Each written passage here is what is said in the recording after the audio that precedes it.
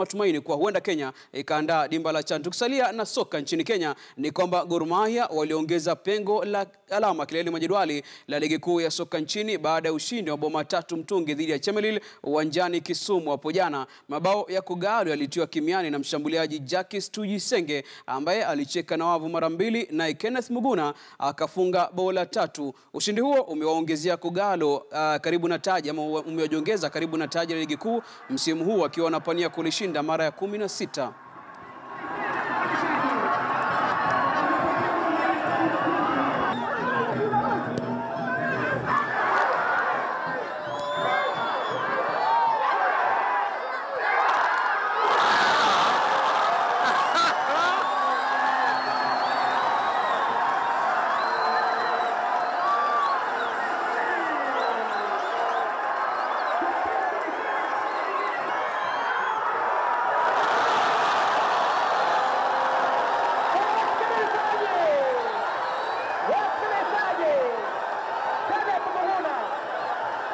Amepatia timu ya Gor-Mahia bao la 3.